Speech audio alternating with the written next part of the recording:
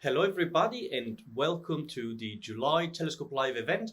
This month our event takes a slightly different form. It's not live, this is a pre-recorded event. We are testing this. This doesn't mean that we won't do any future live event. Actually, we have the idea to expand our YouTube channel, providing free content in the future, but we'll need a little bit more time to gather some resources and brainstorm basically to understand which kind of content we actually want to deliver to you. So this month we test this, we pre-record our event, and I hope we'll be able to deliver a similar experience to what we've had in the past. So a quick agenda for today. It's going to be very similar to our previous events. I'll give you some news from the Telescope Live headquarters. Then we have Yannick, who's a new member of our judging panel. Yannick is a German astrophotographer, and he will give you a short tutorial on how to create colorful stars from narrowband data. We'll then announce the June 2021 contest winners, and Adam Block will announce them. And after that, we'll announce July 2021 contest. All right, so let's start with some news from us, from Telescope Live. The majority of you, I'm sure, has received the survey about Telescope Live 3.0. So even if little time has passed since the launch of Telescope Live 2.0 in November 2020, we've already started working on the new iteration of our platform. And this means that we want to deliver a better service to you, better features to you, and to improve upon what we have today. So we submitted this survey to all of you. An amazing number of people has replied, expressing their wishes, giving their feedbacks about some major and minor issues. And we've now been able to identify the majority of them, and we'll do whatever we can to fix and accommodate all of them. When will it arrive? Well, we expect it to come in autumn or fall 2021.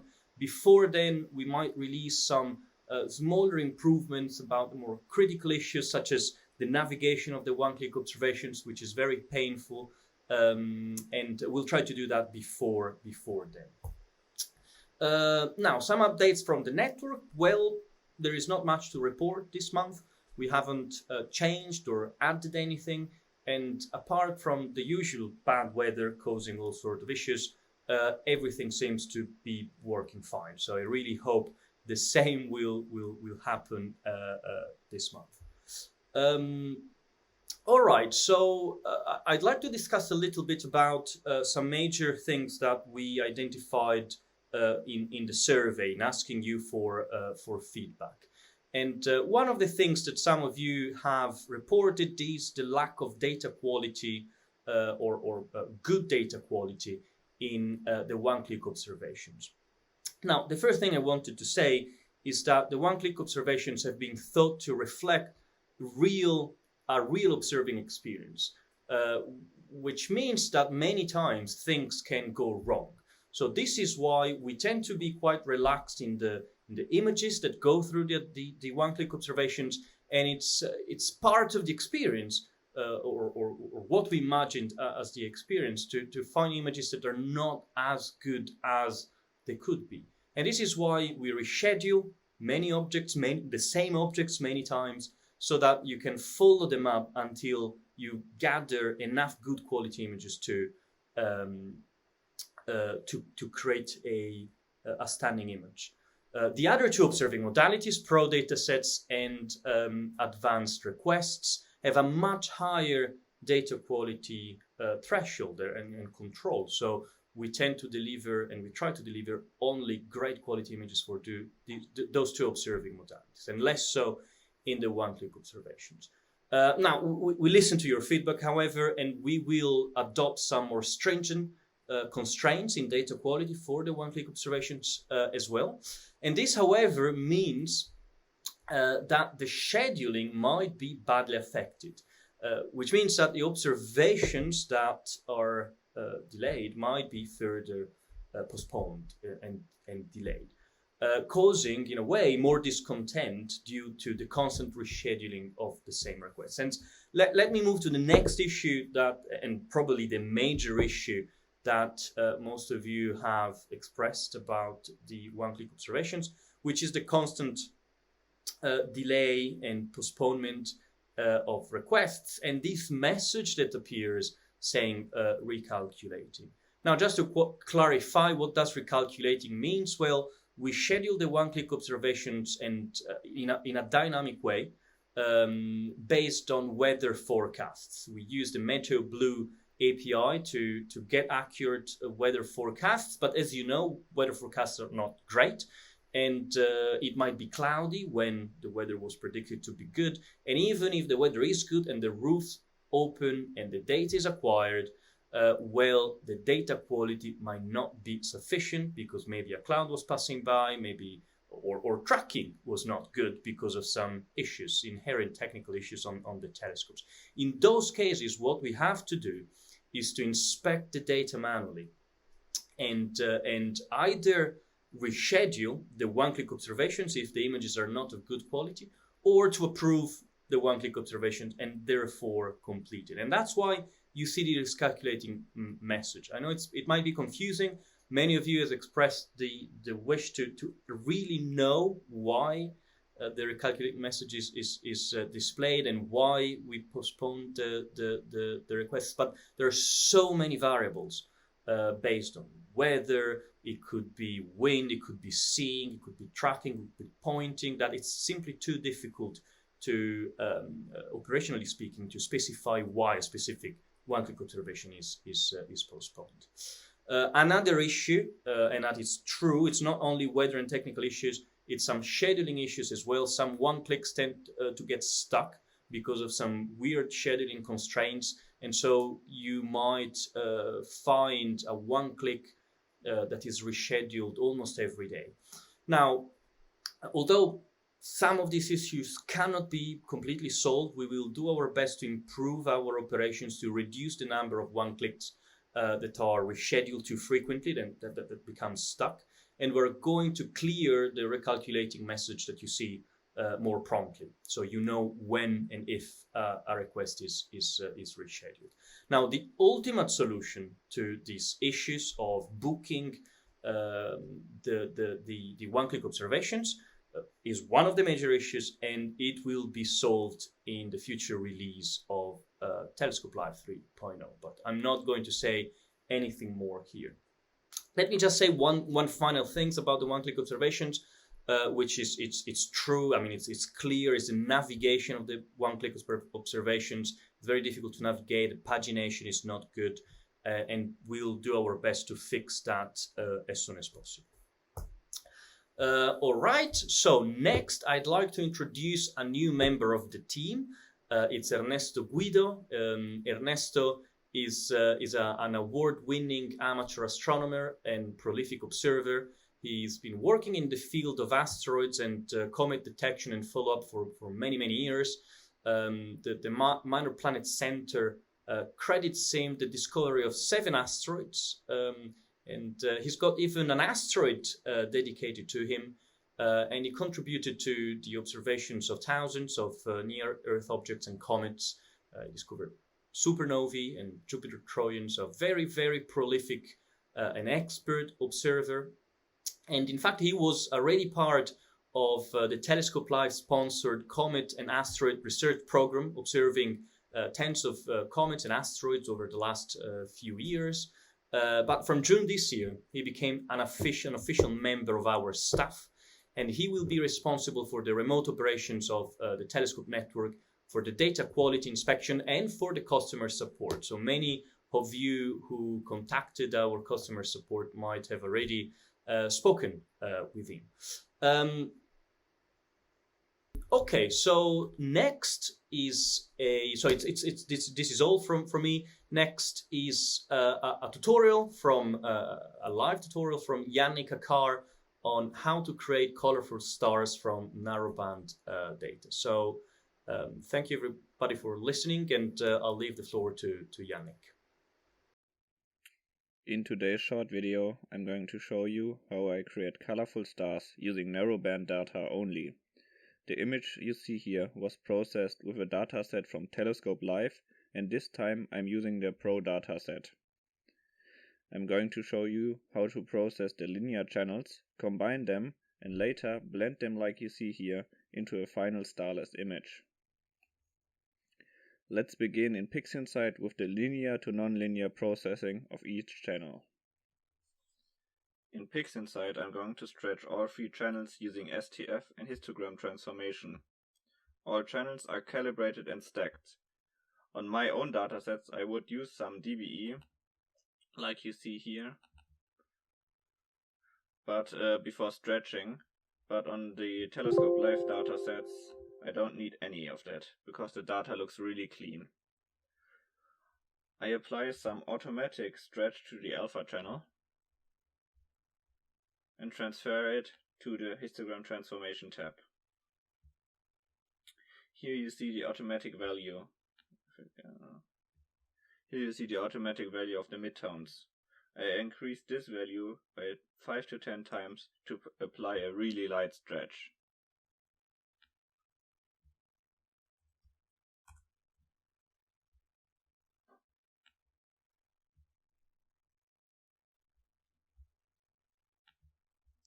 After the initial stretch, I apply the same values to all other channels.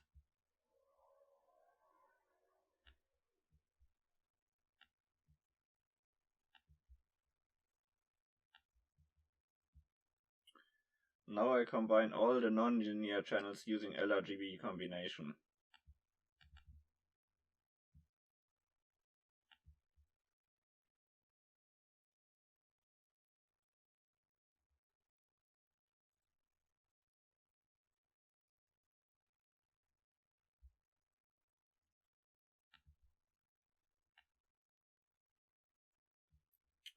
The combined channels get some further processing using curve transformation.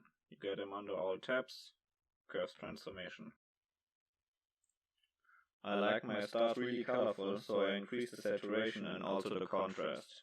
I also increase the blue channel and decrease the red and green channel to get some beautiful looking blue stars.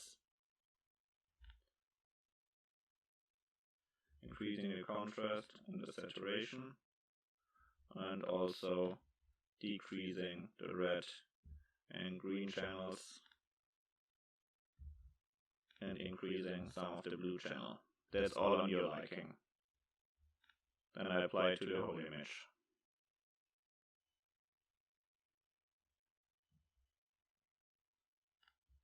In the next step, I will process the image further in Photoshop using 2 of my favorite plugins and also blend the final star layer onto the starless image. Back in Photoshop, I'm using the first plugin called Astrophotography Pro to flatten the image even further. I will copy the original image, go under Filter, Pro Digital Software, Astrophotography Pro. I will use all the initial settings. Now I have to set a new black point using levels. Get the black slider all the way to the curve. Now I have set a new black point and will copy all my settings to a new layer. One of my favorite tools in Photoshop is selective color. I will edit each color layer to my liking to get beautiful looking blue and orange stars. I already set my red and blue enhancements, but I will show you my settings here. You can see some before and after shots.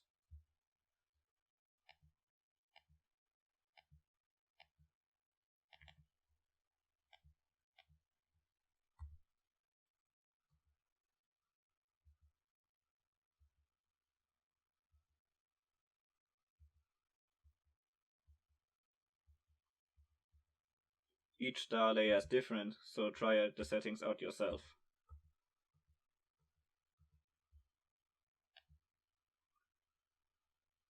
Now I will copy all the settings to a new image. My final step on the star layer is using the plugin StarSpike Pro. There are a ton of settings. Again under Filter, Pro Digital Software, StarSpikes Pro.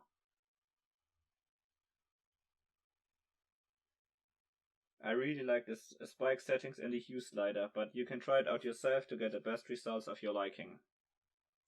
Get under secondary or primary and try out some color hue or intensity sliders.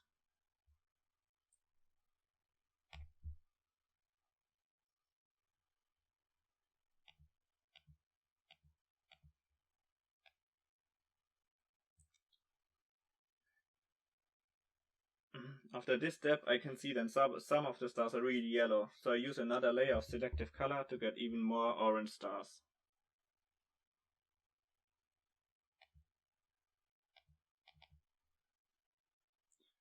I increase the reds here and some of the yellows.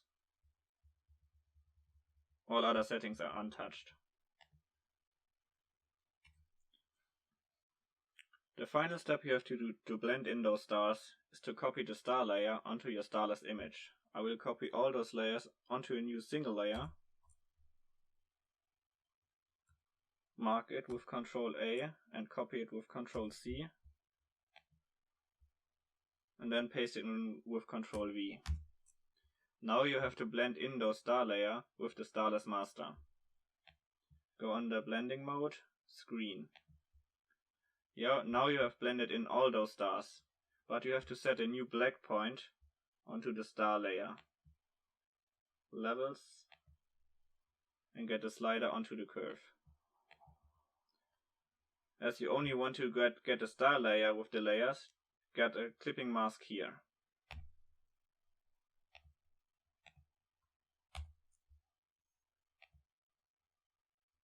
If you like your stars a little more intense, just copy the whole group. And this is my way how I blend in narrowband stars into starless master images. I created the starless master using PixInsight StarNet++ function.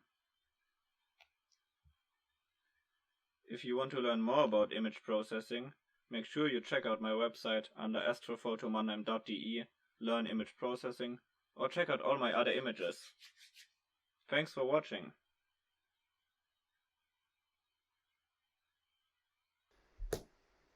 Thank you, Yannick, for your great tutorial, and also for joining our panel of judges.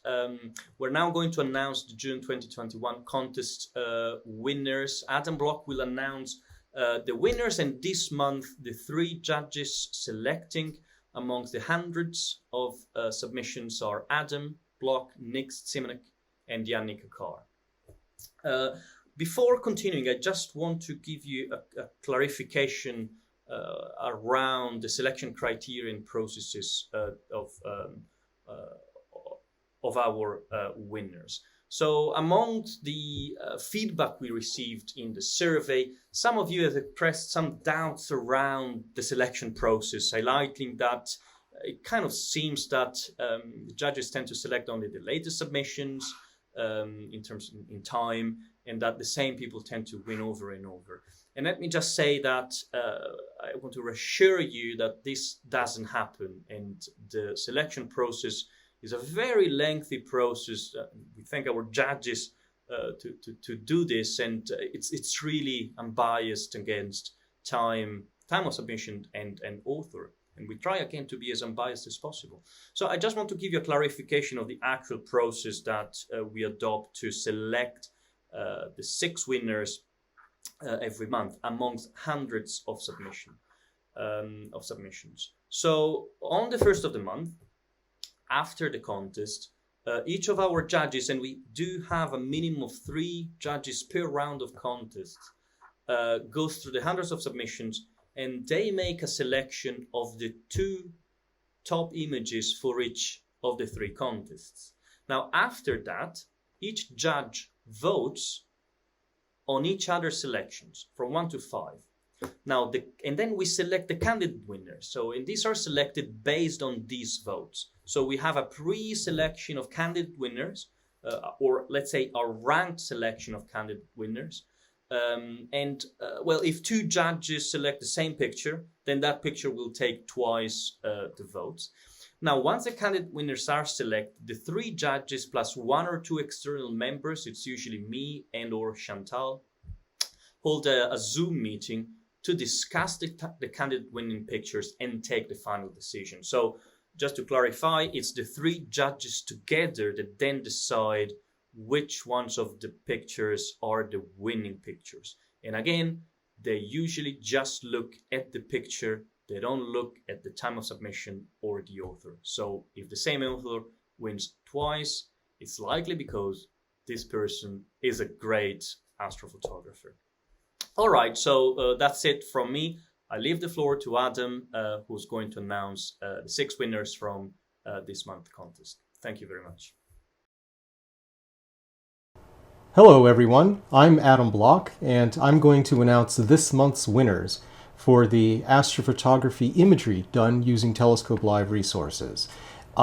As is generally the case, there are lots of images to look at for judges, and it's difficult sometimes to choose which image is best. So we have decided on a number of images that we think are kind of good ones to highlight, and let me show you what they are. So in the one-click category, here is for second place. This is David, I'm going to try, Mihalic. I'm going to say it like that. I apologize, David, if that is not correct. This is an image of NGC 6744. Galaxies are tough, and especially in one-click observations where there isn't maybe as much data as necessary to really do galaxies their best justice. This is a pretty good representation, I think, of the galaxy. It's very delicate, and so capturing kind of the essence of this galaxy was well done in this image. So congratulations, David, for this particular rendition of the galaxy. And in first place, we chose a very colorful version, a narrowband image done by Bernard Miller of the Rosette Nebula. Looking at this image, it's a really good mix of not only color but also contrast, and it highlights all of the features that you would expect to see in the Rosette Nebula. So congratulations, Bernard, and really a nice work on this particular kind of complementary color set. As far as the Pro dataset contest is concerned, again, many images to look at here. We chose this image of M78 by Chris Parfait to be, I think we've highlighted an image of his before, maybe, I don't know. This is an image done by him of M78. M78 is another one of these colorful fields, but this time this is actually just a broadband image rather than being a narrowband image. And so sometimes it's more difficult to show all the different contrasts of color, where here we have kind of that reddish background that M78 lives in, but then it has the blueness of the reflection nebula. So great job making all that kind of sing here in this particular version of M78. And then in first place, we chose this image of NGC 6559, which is near to where the Lagoon Nebula is in the sky. This image being a wide field image, it doesn't really highlight detail, although you can see detail here if you zoom in, but this really shows more of that wide field view. And we thought that this image really exemplifies kind of an overall consistency in the way that the image was processed, because you can tell that it looks very natural. Everything is self-consistent within the image with regards to how bright the stars are, the contrast of the nebulosity, all of that, colors, all of that seems to hang together with this image. So congratulations. This is an image done by Lionel Patron. So congratulations for that. And then in the advanced request category, we picked this image by Alan Carson of NGC 6164. I think what won some of the judges over is the fact that it's a difficult topic, target to work on. It's kind of more off the beaten path. Although it's a relatively famous object, it's just kind of tough because it has a very bright small area and then very, very dim outer part. So good job for even taking up the challenge for something like this. And then, in first place, we were quite happy to see this image. It's kind of a wide field image of the Crescent Nebula and the Tuluc Nebula. I think the thing that stands out about this image is that it has a particular quality that you might want when trying to highlight these particular objects. They're small. Again, detail is not important, But one of the things that is important, perhaps, about these particular nebula that are kind of within this galactic sea of stuff going on there is that they should stand out a little bit. I mean, you'd have to know, literally, if you read the caption there, if you were still unclear as to where those nebula were, that means that probably the image isn't doing enough work for you. And here it is. It's clear that we can see the Crescent Nebula really does stand out, and also the Tulip Nebula in the upper right. If you were to, for example, raise the contrast too much, or the color saturation be too strong, then these little nebula would be lost in that sea of galactic stuff. So good job, Jamie McDougall, for putting together this image. I think it's well done. And that concludes the winners for this month. I hope you enjoyed seeing what other people are doing as far as the producing images from Telescope Live imagery, and look forward to seeing more stuff next month. All right, thank you very much, Adam, and congratulations again to all the winners. You'll all receive your prize in the next day or two. Chantal should contact you very soon. Again, congratulations. And I would like to announce the July 2021 contest winners. Now, it's summertime in the Northern Hemisphere, and finally we have some very good weather forecasted over the next few weeks. So the topic for this month for the one-click observations and pro dataset contests is the Northern Hemisphere, which means that you have to use telescopes from our Spanish observatory, SPA 1, 2, and 3. Now remember that for the advanced request contest, any image qualifies. You just need to use the appropriate tags to participate, and the image, obviously, the advanced request obviously needs to be completed this month, so in the current month. All right, so this is it for today. Thank you very much for listening. It's not question time, unfortunately, this time, because we are not holding a live event, so we can't ask you questions. But you're more than welcome to submit your questions in the comments below, or you can contact us through the chat bot or at support@telescope.live. And don't forget to join our Facebook community. Thank you very much for listening, and see you next month.